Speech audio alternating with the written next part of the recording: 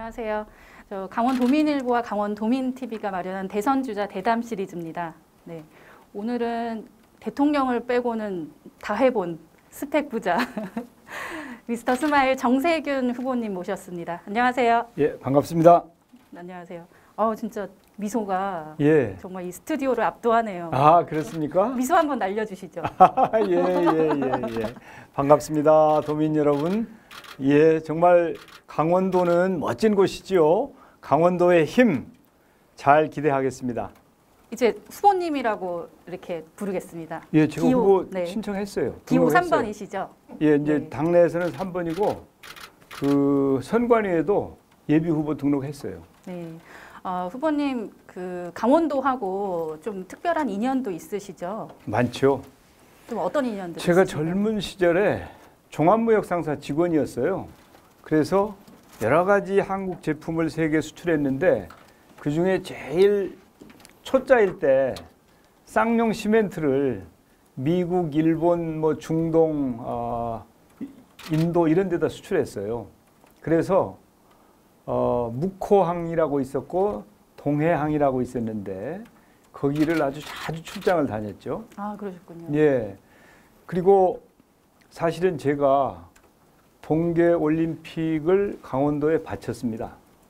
그게 무슨 말씀이냐면 제 선거구가 무주 진안 장수 임실이었는데 우리 무주하고 평창하고 동계올림픽 유치 경쟁이 붙었어요. 네. 그런데 제가 무주 군민들께 아무래도 강원도가 우리보다 산 높이도 더 높고 눈도 더 많이 오고 하니까 우리가 강원도에 양보합시다.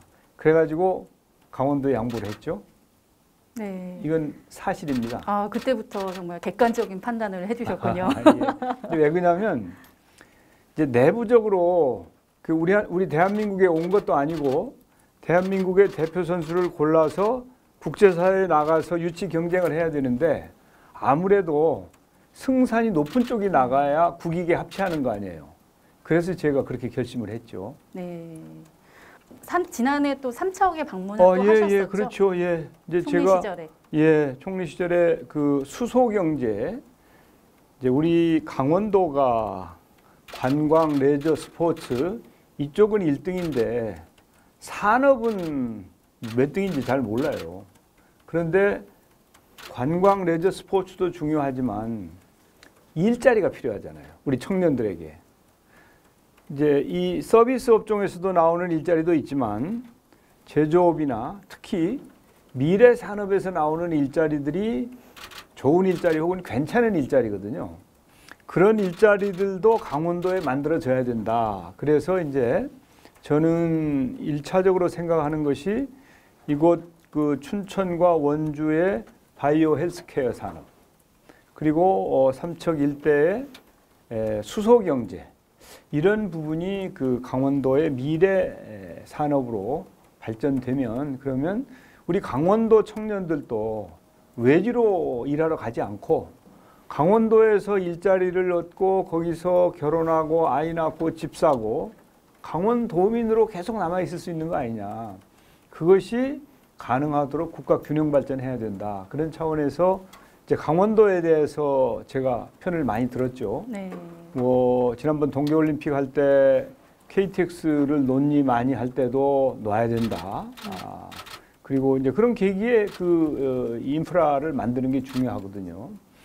그리고 뭐 다른 그 이 계기에 예를 들어서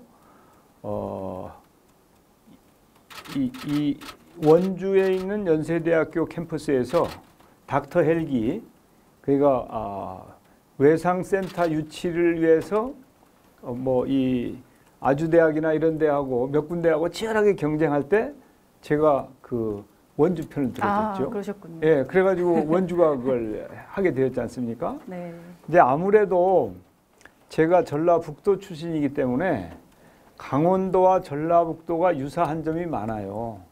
도세가 약하고 산업도 좀 부족하고 그리고 인구가 지금 강원도는 이제 주는 것이 멈췄지만 인구도 옛날보다 줄어들고 그래서 동병상련이라고 하지 않습니까? 그래서 저는 강원도에 대해서 항상 형제 같은 그런 느낌을 가지고 있었기 때문에 기회가 있을 때마다 강원도를 편을 들었고, 그래서 이제 이번에 강원도 출신인 이광재 후보와 제가 후보 단일화를 했잖아요. 네. 그것도 우연이 아니에요. 일단 저희 후보님 기호 3번 그렇습니다. 그 삼시세끼 밥 짓는 경제 대통령 이런 이제 또 비전을 내세우고 있는데 지금 국가 경제가 정말 너무나도 어렵습니다. 그래서 정세균만의 이 국가 경제를 살릴 비전을 좀 압축적으로 말씀해 주신다면요. 예, 우선 밥을 지으면 그걸 퍼주는 것은 쉽잖아요. 밥을 짓는 게 중요하죠.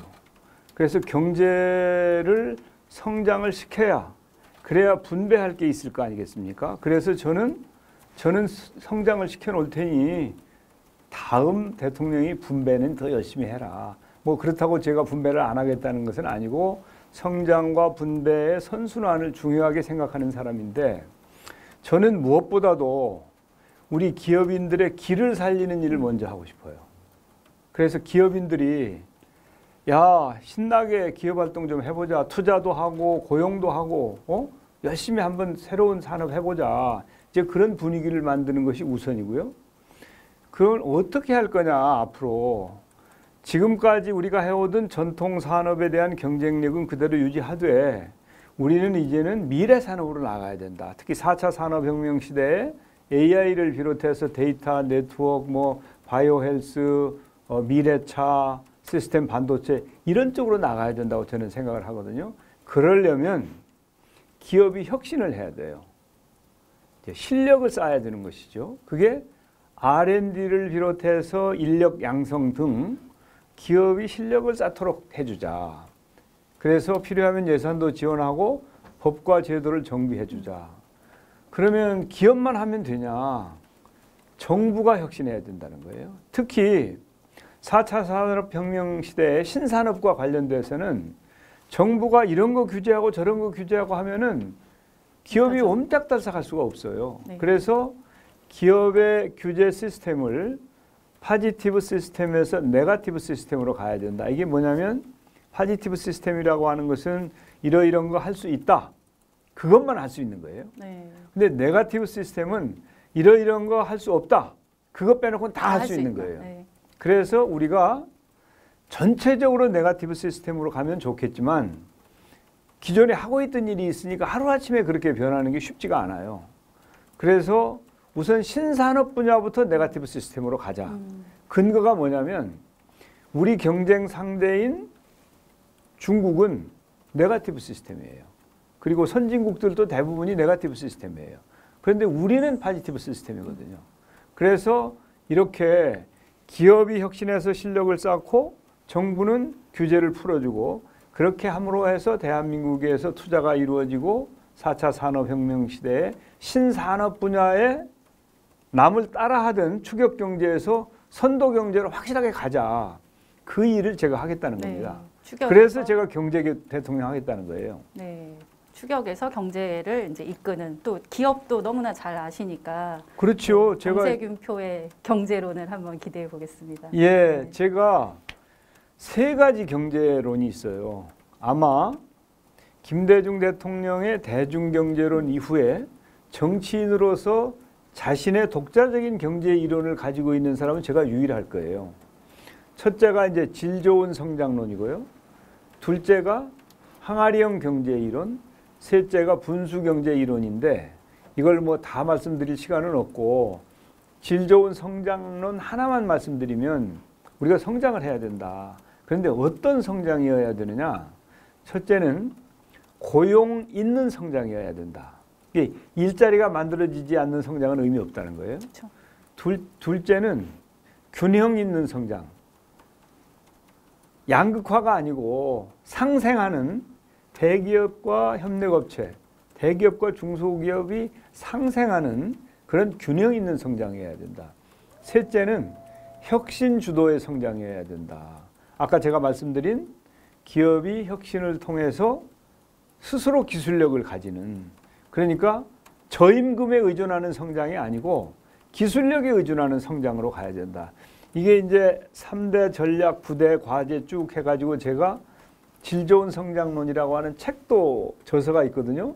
그러니까 이렇게 저는 실물 경제에 18년 동안 기업에 다녔단 말이죠. 그러고 나서 정치에 들어오고 나서도 이렇게 세계의 정세균표 경제 이론을 가지고 있는 실물과 이론을 겸비한 유일한 후보다.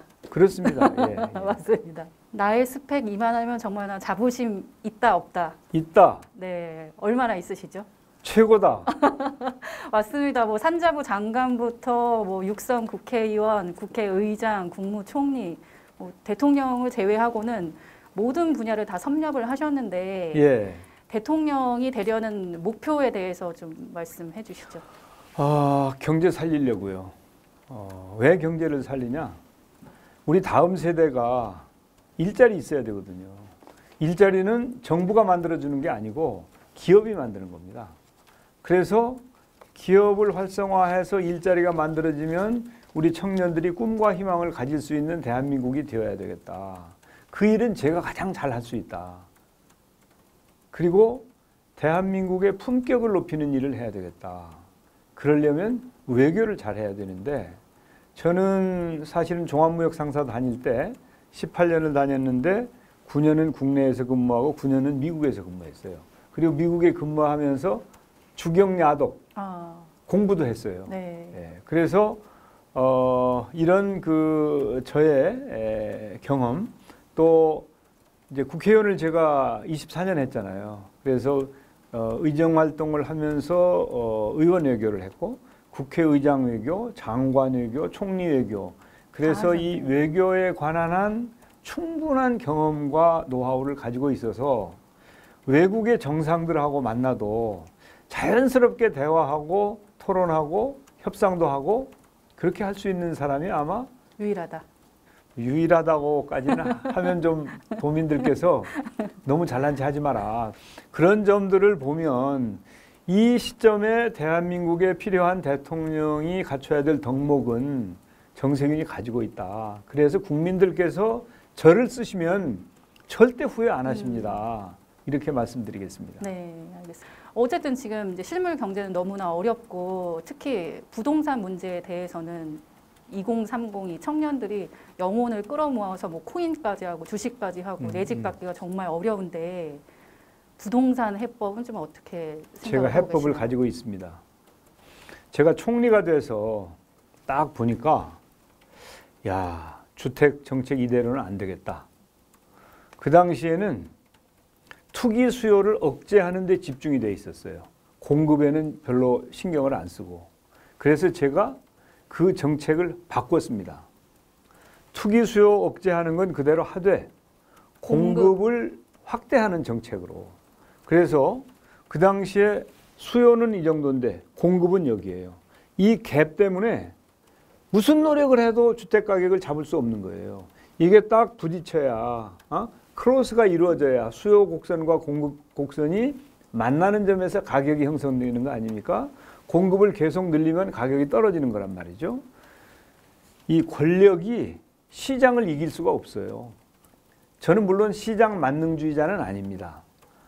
시장에 맡기되 시장이 실패했을 때는 정부가 나서야 된다고 생각해요. 그리고 시장이 제대로 가도록 노력을 해야 된다고는 생각을 해요. 그렇지만 시장을 무시하고 정책을 펼쳤을 때 지금 같은 상황이 오는 거예요. 그래서 제가 공급을 늘리는 정책으로 가자. 그래서 작년 하반기부터 공급을 늘리는 정책을 만들었고 특히 금년도 2사 대책이 그 정점에 와 있는 거예요. 이제 그런 일을 했다는 걸 말씀드리고 앞으로 어떻게 할 거냐? 제가 280만 호 공급 폭탄을 떨어뜨리겠다 이렇게 얘기를 했어요. 네, 공급 폭탄. 폭탄. 네. 이건 그래서 왜 제가 폭탄이라고 했겠습니까? 엄청난 양을 공급하겠다는 거예요. 네? 그러면 저 정부가 진짜 공급을 하겠구나. 그러면 투기꾼들이 그때부터 투기 안 해요. 그러면 가격이 안정이 되죠. 어떻게 공급 폭탄을, 이건 그냥 엄포를 놓는 게 아닙니다. 진짜 저는 공급 폭탄을 터뜨리려고 그래요. 130만 호의 임대주택을 짓겠다. 그리고 150만 호는 민간이 공급하도록 하겠다. 그래서 5년 동안에 280만 호를 공급하겠다. 그래서 이 민간이 공급하는 150만 호와 130만 호 공공 중에 30만 호는 분양주택이고 100만 호는 임대주택이에요. 그러면 100만 호를 빼면 180만 호가 분양주택 아닙니까? 그래서 중산층이나 청년들도 적정 가격에 주택을 구입할 수 있도록 해주겠다. 그리고 주거 취약계층에 대해서는 양질의 100만 호의 임대주택을 공급을 해서 그야말로 저렴한 가격에 주거 복지가 실현될 수 있도록 해주겠다. 그게 이제 저의 공약이에요. 그래서 다른 분들의 공약은 어느 누구도 공급 폭탄을 터뜨리겠다. 이렇게 확실하게 시장 원리도 존중하면서 국가가 해야 될 역할을 강조한 후보가 아무도 없습니다. 그렇기 때문에 이 주택 공급 정책에 대한 그 공약을 보면 차별성이 확실하게 드러납니다. 저는 그냥 말로만 경제를 살리겠다, 뭐 경제 전문가다 하는 게 아니고 말씀드린 것처럼 확실한 정책과 비전을 가지고 있다, 이렇게 자신 있게 말씀드립니다. 어쨌든 이제 현 정부의 국정 운영 이제 동반자셨는데 그 당시에 이제 부동산 정책이 여러 차례 또 이제 수정이 되지 않았습니까? 예. 근데 이 부동산 정책 이제 사실상 좀 실패했다라는 평가들이 많은데 이 실패한 정책에 대해서 좀 어쨌든 국정 운영의 동반자로서 좀 책임론은 좀 있지 않으십니까? 예, 당연히 책임을 느끼지요. 그렇지만 그냥 보고 있었던 사람하고 저같이 기조를 수요 억제 위주에서 공급 확대로 기조를 전환시켰잖아요. 그래서 그게 작년도의 8.4 대책이고 금년도의 2.4 대책이에요. 그래서 당연히 결과에 대해서 현 정권의 총리로서 책임을 느끼지만 저는 그냥 구경한 게 아니고 저의 경제적인 그 이론과 경험을 바탕으로 해서 공급 위주의 정책, 시장을 중시하는 정책으로 정부 정책 기조를 바꿨기 때문에 그 점은 또 국민들께서 인정을 해 주셔야 되겠다, 이렇게 말씀드리죠. 네. 힙합 패션을 좀 여기서 선보여 줬으면 좋은데 예. 안 되셨으니까 뭐 어쩔 수 없이 네. 노래라도 한 곡 하셔야겠네요. 자신 있는 노래 한 소절 짧게 한번. 뭐 자신 있는 노래가 별로 없지만은 굳이 또 한 곡조만 해야 된다면 한번 해볼까요? 예. 좋습니다.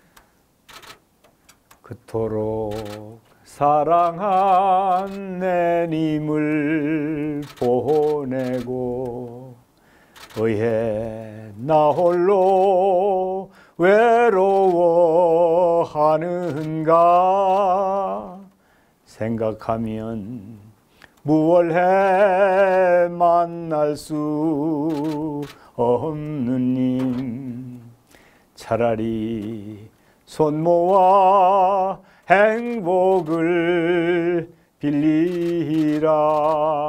너무 길게 했네. 더 듣고 싶었는데 시간 관계상. 성량이 너무 좋으신데요? 그래요? 네. 정말이에요? 네. 에이, 그렇진 않고요. 아닙니다. 지금 이제 코로나 상황이 정말 심각한데 수도권은 뭐 사실상 6시 이후에는 셧다운 그렇죠. 상태입니다. 그래서 이제 총리 재임 당시에 또 대구 현장으로까지 또 내려가시고 사실상 그 K 방역의 총 사령관이셨잖아요. 그렇습니다. 예. 지금 이 상황을 어떻게 보고 계시나요? 심각하죠. 사실은 제가 중대본부장으로 있으면서 금년 들어와서 쭉 그 공직사회에 주문한 것은 우리 대한민국은 4차 유행 없이 코로나를 극복하자 하는 게 이제 저의 주장이었거든요. 그래가지고 4차 유행을 면하려고 부단히 노력했어요. 그런데 결국은 이제 4차 유행이 오고 말았죠. 그 점에 대해서 매우 안타깝게 생각하고 국민 여러분들께 송구하게 생각합니다. 네. 이광재 의원과 단일화를 하셨는데 이 예. 단일화 효과 이렇게 체감이 되시나요? 이제 춘천에 오니까 확실히 체감이 됩니다. 아, 춘천에 오니까. 네. 그런데 이광재 후보하고 저하고 단일화는 단순히 세력의 연합이 아니에요. 정책 연대예요. 이광재 후보가 미래 경제에 대한 정책을 비롯해서 많은 좋은 정책을 가지고 있거든요. 저도 원래 정책 전문가예요. 그런데 저보다 이광재 후보가 한 수 위예요. 그래서 그 정책을 다 제가 인계를 받았습니다.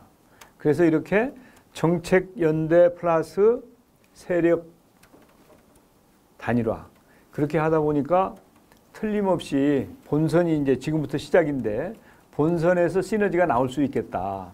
그래서 승리의 드라마가 가능하다 저는 그렇게 봅니다. 양승조 충남지사도 또 이제 응원을 해 주시고 있는데 어떻게 예. 보면 또 이제 호남과 또 강원, 충청 이렇게 해서 이제 쭉 그 확장이 될 것 같은데 예. 잘 되리라고 보십니까? 예, 본선까지. 양승조 지사께서 저에게 힘을 보태 주셨어요. 그래서 이제 물론 양승조 지사는 공직자이기 때문에 이광재 의원처럼 이렇게 자유롭게 하지는 못해요. 그렇지만은 저에게 힘을 보태 주셨기 때문에 중원을 제가 얻었다. 그러면 중원을 잡는 자가 정권을 잡는다 하는 게 이제 불문율처럼 되어 있거든요. 그래서 아마도 제가 선택을 받지 않을까 그렇게 생각합니다. 네. 그리고 또 이제 예비 경선 과정 토론회에서 이제 또 당내 이재명 후보의 이제 부적절한 발언, 또 이제 바지 관련 발언이 좀 이제 논란이 많이 되고 있고, 예. 또 그 답변이 나올 때 이제 그 후보님께서 또 질문을 하셨잖아요. 그래서 이재명 지사에 대한 도덕성 검증은 좀 어떻게 진행돼야 된다고 보시는지?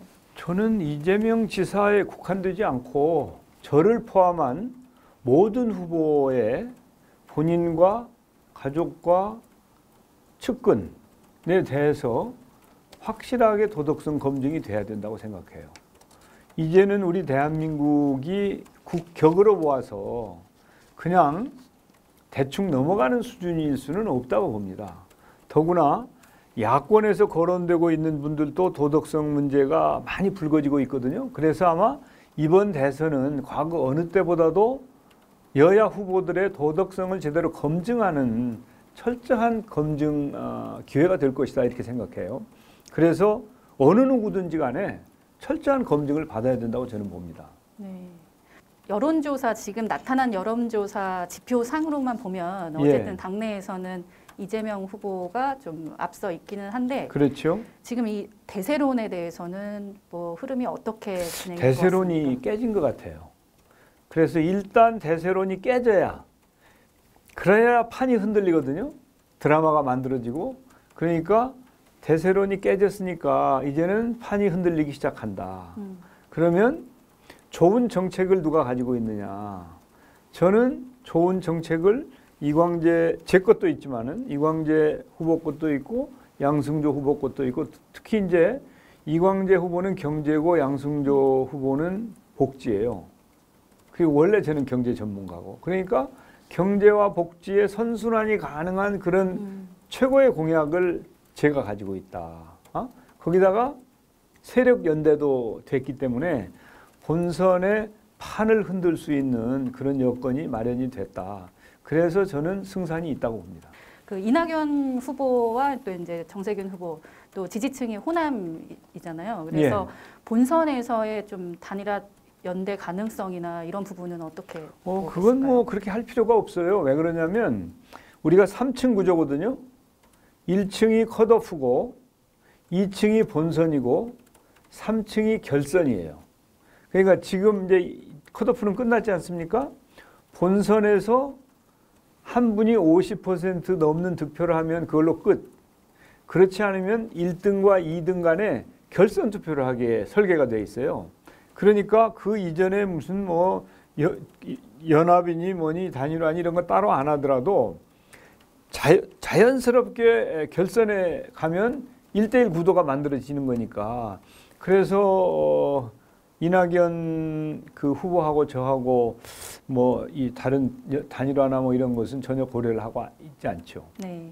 그 최재형 전 감사원장은 오늘 예, 예. 입당을 했습니다. 아, 그렇습니까? 네. 그리고 또 이제 윤석열 전 검찰총장도 이제 준비를 하고 있는데 이 두 명의 대선 주자로서의 평가. 우선 두 분 다 국정 경험이 너무 없어요. 그 다음에 그분들이 이 정부의 임명을 받고 일을 하던 분들 아닙니까? 그런데 지금 정권 교체를 부르짖고 있어요. 이게 좀 이율배반이 아닐까. 그래서 국민들께서는 좀 혼란스러울 수 있을 것 같아요. 그런 점들로 볼 때 제가 보기에는 그분들이 후보가 될 가능성은 그렇게 높지 않다고 봅니다. 네. 강원도의 또 현안 중에 하나가 남북 관계하고 또 얽혀 있는 게 많습니다. 그래서 이제 남북 관계는 또 여전히 꽉 막혀 있고 또 강원 평화특별자치도라는 이제 이 프로젝트를 이제 전 도민들이 또 같이 움직이고 있는데 뭐 어떻게 보시나요? 예, 그 특별자치도가 아마 대선 공약이면서 총선 공약이었을 네, 거예요. 그런데 이제 이행이 아직 안 되고 있는 점에 대해서는 송구하게 생각을 하고요. 아마 그게 그 남북 관계가 지금 꽉 막혀 있잖아요. 그렇기 때문에 남북 문제와 관련된 어떤 새로운 정책을 펼치고 하는 데는 한계가 있던 그런 측면이 있어요. 그래서 그런 점은 도민 여러분들께서 좀 이해를 해 주셨으면 좋겠고요. 저는 어떤 노력을 통해서든지 간에 대화가 이루어져야 된다. 그런데 북한이 지금 우리하고만 대화를 하지 않는 게 아니고 코로나 때문에 완전히 국경을 봉쇄해 놓고 있거든요, 현재. 그래서 코로나가 빨리 지나가고 남북 대화 그리고 또 우리는 북미 대화를 주선을 해서 대화가 이루어져서 비핵화가 진전을 보고 그리고 우리 남북한이 우선 가능한 부분부터 예를 들면 뭐 스포츠나 그 체육이죠. 스포츠나 문화 쪽으로 이런 쪽부터 협력을 시작을 해가지고 경제 협력 등 다양한 협력을 통해서 결과적으로는 양측이 이 통일 직전 단계까지 가는 그런 노력이 신속하게 이루어져야 된다고 봅니다. 결국은 대화를 통해서 할 수밖에 없다고 저는 봐요. 달리 길이 있다면 마다할 게 없지만 저는 다른 길이 대화밖에 없다고 보기 때문에 대화를 이루기 위한 그런 노력을 철저하게 하고 또 꼭 성사시키고 싶습니다. 네, 기대해 보겠습니다. 네. 자, 끝으로 이제 왜 정세균이 돼야 하는지 강원 도민들께 마지막 한 말씀. 예, 도민 여러분 이렇게 함께해 주셔서 정말 감사합니다. 지금 어떤 사람을 대통령으로 뽑고 싶으세요?